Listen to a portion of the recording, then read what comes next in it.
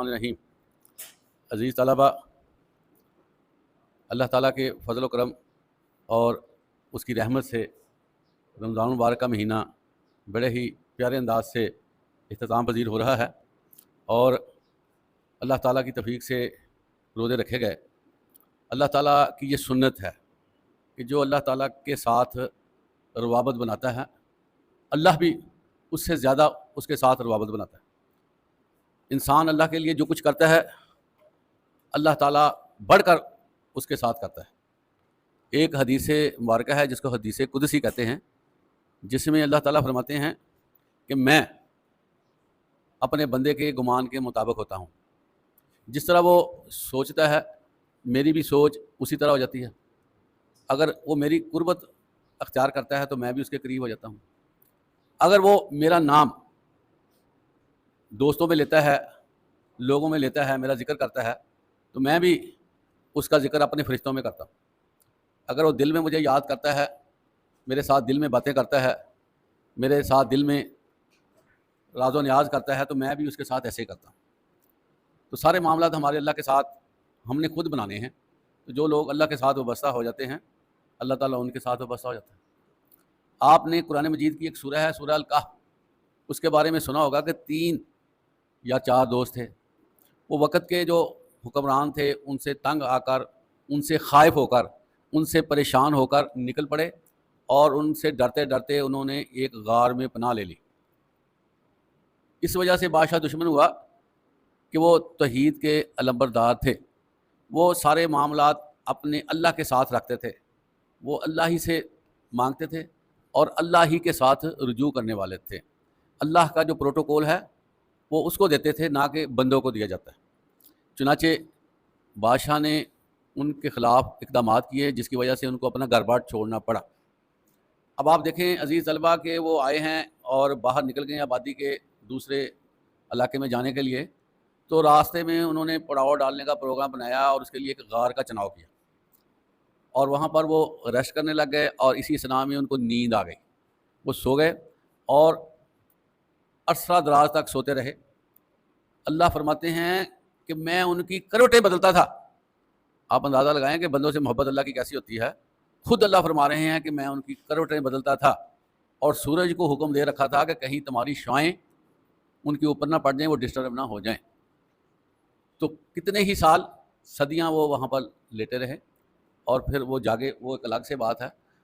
مطلب آپ کو یہ بتانے کا ہے کہ جو اللہ کے ساتھ ہوتا ہے، اللہ اس کے ساتھ ہو جاتا ہے۔ اور اس کی عملی شکل رمضان المبارک میں نظر بھی آتی ہے کہ ہم اللہ کے لیے روزے رکھتے ہیں، اللہ تعالیٰ ہمیں افطار کے وقت انواع اقسام کی چیزوں سے نوازتا بھی ہے۔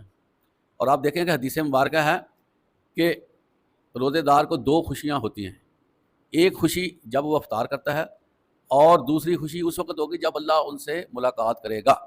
ملاقات سے مراد کیا ہے؟ ان کو ویلکم کرے گا، ان کو خوش آمدید کہے گا، ان کو پروٹوکول دے گا۔ تو بندہ حیران ہوگا کہ کہاں میرا رب اور کہاں میری حقیقت، اللہ تعالیٰ مجھے نواز رہا ہے۔ لیکن اللہ تعالیٰ فرماتے ہیں اصوم لی وانا اجزی بھی، اے میرے بندے، تو نے میرے لیے روزہ رکھا ہے، میں ہی اجر ہوں، میں نے تیرا پروٹوکول کرنا ہے، میں نے تمہیں ویلکم کرنا ہے۔ یہی اس کا ترجمہ ہے آیت کا، یہ جو حدیث میں آتی ہے۔ تو اس کے بعد عزیز طلبہ، آپ روزوں کا اختتام ہے تو ہم عید کی طرف بڑھ رہے ہیں۔ اب عید کیا ہے عزیز طلبہ؟ عید جو ہے یہ خوشی کو ظاہر کرتی ہے، یہ مسرت کو ظاہر کرتی ہے۔ لیکن عزیز طلبہ یہ بات ہمیشہ آپ ذہن میں رکھیں، ہمارا جو دین ہے یہ خوشی کے موقع کے اور غم کے لمحات کے بارے میں ہماری پوری طرح رہنمائی کرتا ہے۔ یہ نہیں ہے عید آئی ہے اور ہم اپنے طور پر گل چھڑے اڑانا شروع کر دیں، ہم اپنے طور پر عیاشی کرنا شروع کر دیں، ہم اپنے طور پر غلط کاموں میں مشغول ہو جائیں، ناچ گانے میں چلے جائیں اور لغویات اور بکواسیات میں چلے جائیں۔ نہیں، بلکہ عید کا مطلب خوشی تو ہے، لیکن اس کی لمٹ ہے۔ اس کے حوالے سے ہمیں ہدایات ملتی ہیں۔ ہم بات کریں گے کہ ہمیں عید کو کیسے منانا ہے۔ عزیز طلبہ، رمضان المبارک کا مہینہ آیا، روزے رکھے گئے، اپنے نفس پہ جو ہے کنٹرول کیا، اپنی زبان کو بری باتوں سے بچایا، اپنی نظروں کی حفاظت کی، اپنے کانوں کے حوالے سے محتاط رہے، اپنے افعال کو کنٹرول میں رکھا۔ تو بہت سی چیزیں جو روٹین میں انسان کرتا ہے اس کو روزوں میں اس کو وقفہ کرنا پڑا۔ خصوصی طور پر کھانے پینے کا وقفہ، یہ انسان کی تمنا ہے کہ وہ کھائے بھی ہے، لیکن اللہ کے واسطے وہ نہیں کھاتا۔ اب اللہ تعالیٰ کو یہ عمل کتنا پسند آتا ہے؟ آپ دیکھیں کہ عید کا دن مقرر کیا گیا ہے، احادیث میں اس میں وارد ہوئی ہیں کہ جیسے ایک مزدور، جیسے ایک محنتی شخص، جیسے ایک لیبرر، جیسے کاریگر محنت کر کے توقع رکھتا ہے کہ مجھے میرا معاوضہ ملے گا، تو عید کا دن جو ہے، عید کی نماز جو ہے، عید کے دن جو عبادت کی جاتی ہے، اس میں یہ امر بھی ہے کہ اللہ کے آگے ریکویسٹ کی جائے کہ یا اللہ جو میں نے کیا ہے یہ قبول فرما اور میرا اجر عطا فرما۔ تو حدیث میں ہے کہ مزدور کو مزدوری دی جاتی ہے، اس کو اس کا صلہ دیا جاتا ہے کہ یہ میرے بندے ہیں، انہوں نے میرے کہنے پہ روزہ رکھا اور مجھے دیکھا بھی نہیں، میرے حکموں کی یہ فرما برداری کرتے رہے۔ تو پہلی بات یہ ہے کہ عید کا دن جو ہے یہ اللہ سے اپنی مزدوری لینے کا دن ہے۔ عزیز طلبہ، ابھی عید آتی نہیں ہے، ابھی 29ویں رات ہے یا 30ویں رات شروع ہو گئی ہے، تو عید کے چاند کی اناؤنسمنٹ ہو جاتی ہے، تو ایسے لگتا ہے کہ ہم نے روزے رکھے ہی نہیں ہیں، ہم پہ روزوں کا اثر ہی نہیں ہوا، ایک دم سے ہمارا ماحول بدل جاتا ہے اور ہم شیطانی امور کی طرف چل پڑتے ہیں۔ بازاروں میں، گلیات میں، جگہ جگہ ماحول بدل جاتا ہے اور ہم بے فکر ہو جاتے ہیں کہ اب ہمیں کوئی پوچھنے والا نہیں، ہمیں دیکھنے والا نہیں۔ عزیز طلبہ، ایسے نہیں ہے، جس اللہ نے سارا رمضان ہمیں دیکھا وہ اس وقت بھی دیکھ رہا ہے۔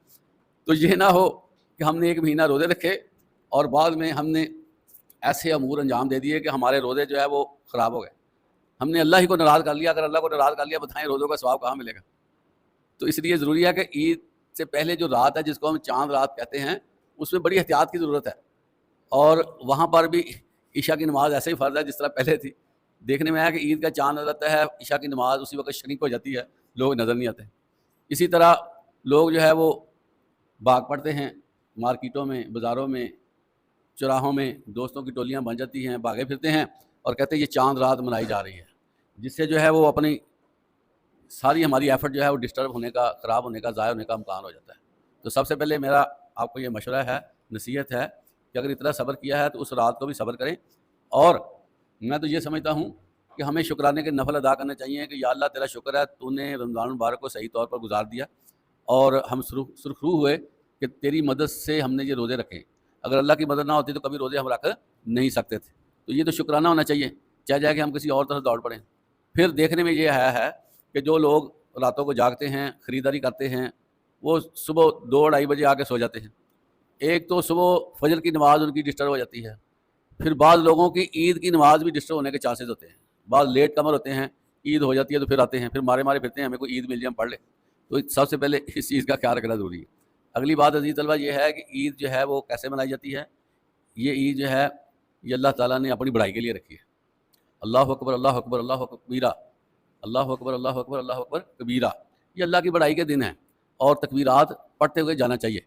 اور اسی طرح جب ہم عیدگاہ میں پہنچیں وہاں پر بھی ہمیں جو ہے وہ تکبیرات پڑھتے رہنا چاہیے۔ تو اس لیے جو ہے وہ عید کا موقع جو ہوتا ہے بڑا ہی پیارا موقع ہوتا ہے، جس میں گیدرنگ ہوتی ہے۔ عید کی خاص بات عید کی نماز ہے، لیکن دوسری خاص بات کیا ہے کہ عید کی نماز کے بعد جو دعا کروائی جاتی ہے۔ آپ صلی اللہ علیہ وسلم نے فرمایا کہ ہر بچہ، جوان، بوڑھا، ہر عورت، بچی، بڑی، بوڑھی عورت، خواہ اس کو کوئی ڈسٹربنس بھی ہے، اس کی طبیعت ناساز ہے، کوئی اس کی ویکنس ہے، کوئی مسئلہ ہے، وہ لازمی عیدگاہ میں آئے۔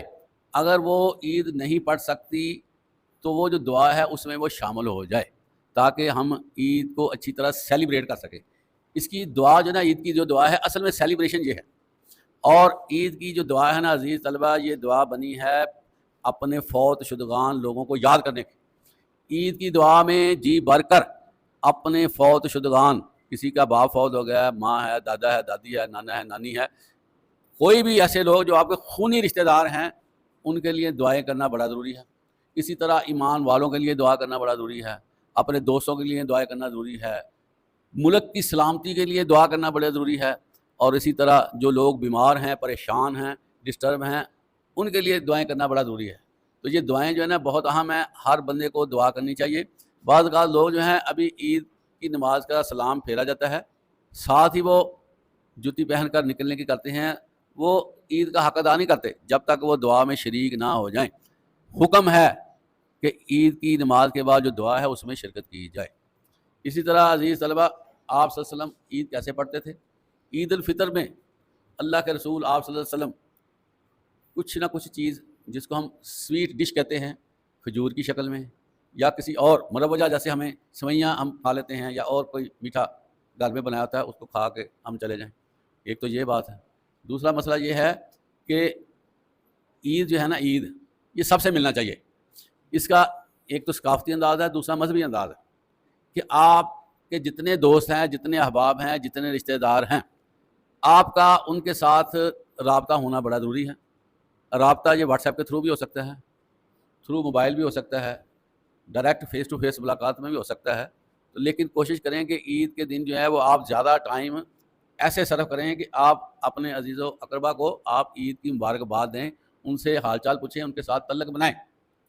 کیونکہ سارا سال ایسا وقت نہیں آتا کہ سب لوگوں کو یاد رکھا جائے، سب لوگوں سے محبت کا اظہار کیا جائے، روابط بنائے جائیں. تو عید کے دن یا عید کے ایک دو دن چھٹیاں بھی ہوتی ہیں، اسپیئر ٹائم ہوتا ہے، کاروبار بھی تقریباً بند ہوتے ہیں، تو گھر میں لوگ ہوتے ہیں، ٹائم وافر ہوتا ہے.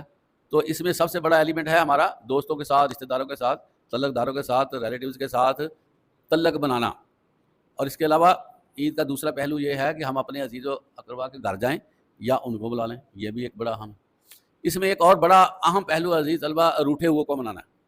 آپ کو اس بات کا پتہ نہیں ہوگا، یہ کلچر آپ کی زندگی میں شاید نہ آپ نے دیکھا ہوگا، لیکن یہ کلچر بڑا مضبوط تھا کہ جو لوگ ناراض ہوتے تھے عید کے دن جو ہے وہ آپس میں راضی نامے کرتے تھے، آپس میں وہ صلح کرتے تھے، آپس میں وہ محبت کا اظہار کرتے تھے. کیونکہ عید کا مطلب ہی خوشیاں ہیں. دیکھیں اگر ہم آپس میں ناراض ہیں، آپس میں ہمارا کوئی پھڈا پڑا ہوا ہے، آپس میں کچھ مسائل ہیں، آپس میں کوئی بغض اناد ہے، آپس میں ایک ڈسٹینس ہم نے رکھا ہوا ہے، اس کا مطلب یہ نہیں ہے کہ وہ ڈسٹینس قبر تک جانا ہے. یہ بریک تھرو ہونا چاہیے عید کے دن لازمی. ہر صورت دوستوں کے ساتھ جن کے ساتھ تعلق نہیں ہے ان کے ساتھ تعلق بنانا ضروری ہے. آپ علیہ الصلوۃ والسلام نے فرمایا لا يدخل الجنت قاطع، صلہ رحمی کو توڑنے والا جنت میں داخل نہیں ہوگا. آپ اندازہ کریں، ہم یہاں پر سالوں نکال دیتے ہیں، ملتے ہی نہیں ہیں. تو جو بندہ 3 دن تک صلح نہیں کرتا وہ خسارہ شروع ہو جاتا ہے، ان کی نیکیاں رکی جاتی ہیں. پتہ آپ کو؟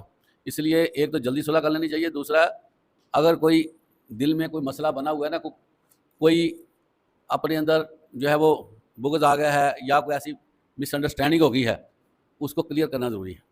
انسان جو ہے وہ ان سے ہے جس کا مطلب محبت کرنا. اسی طرح انسان جو ہے وہ نسیان سے بھی ہے جس کا مطلب بھول جانا. محبت انسان کرتا ہے لیکن بعض اوقات جو ہے وہ ناراضگیاں ہو جاتی ہیں. شیطان جو ہے وہ کوئی نہ کوئی ایسی بات کروا دیتا ہے جس سے فاصلہ بن جاتا ہے. وہ پھر غلط فہمی سے غلط فہمی ہوتی ہے، بندہ دھیرے دھیرے جو ہے وہ دور سے دور ہوتا جاتا ہے. تو کائنڈلی اس بات کو کبھی نہیں آپ نے بھولنا. اپنے والدین کے ساتھ، سب کے ساتھ آپ نے یہ انشور کرنا ہے کہ سب کی صلح ہو جائے. سب سے بڑا ایڈوانٹیج عید کا یہ ہے کہ سارے لوگ دوبارہ سے اکٹھے ہو جائیں. ایکسکیوز کرنے سے بندہ چھوٹا نہیں ہوتا عزیز طلبہ. دوسروں کو سلام کرنے سے بندہ چھوٹا نہیں ہوتا. دوسروں کو پہلے رسپیکٹ دینے سے بندہ چھوٹا نہیں ہوتا.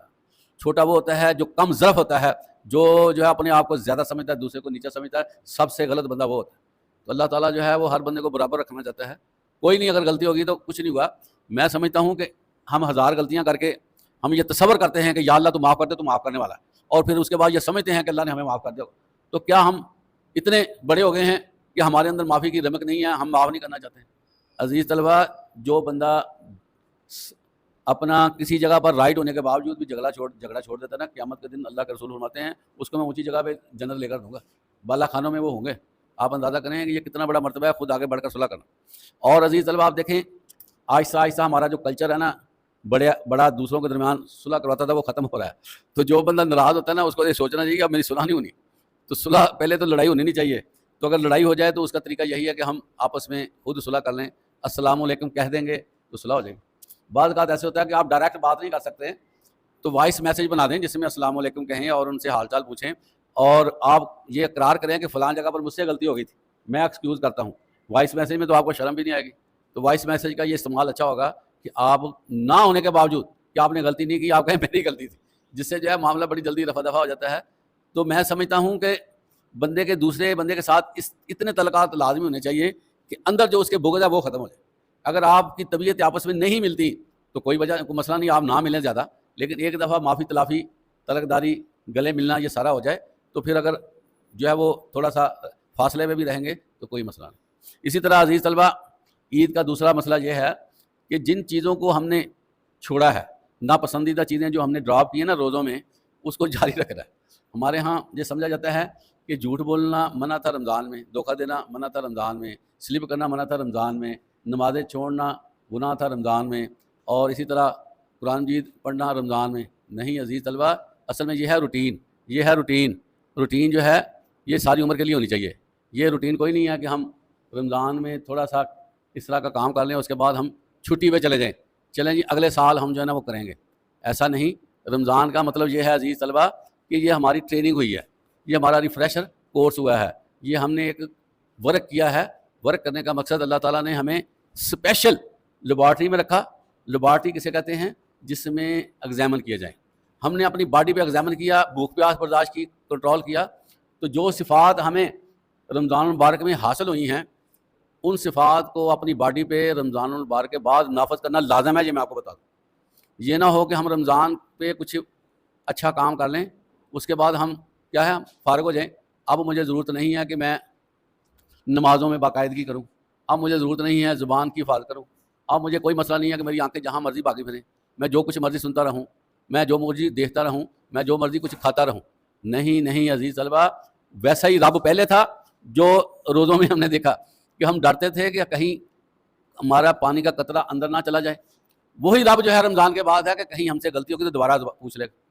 عزیز طلبہ یہ بات ہمیشہ یاد رکھیں، یہ بڑی اہم بات ہے کہ بندہ نیکی کرتا رہتا ہے۔ یہ حدیث آپ کو میں سنانے لگا ہوں، اللہ کے نبی فرماتے ہیں بڑی نیکیاں کرتا ہے، لیکن دیکھتے ہی کوئی ایسی بات وہ منہ سے نکال دیتا ہے، وہ ساری نیکیاں اس کی غارت ہو جاتی ہیں۔ یہ میں آپ کو بتاؤں، تو جب بندہ غلط کاموں میں پڑتا ہے تو صاف ظاہر ہے کہ اس کے منہ سے غلط بات بھی نکل سکتی ہے۔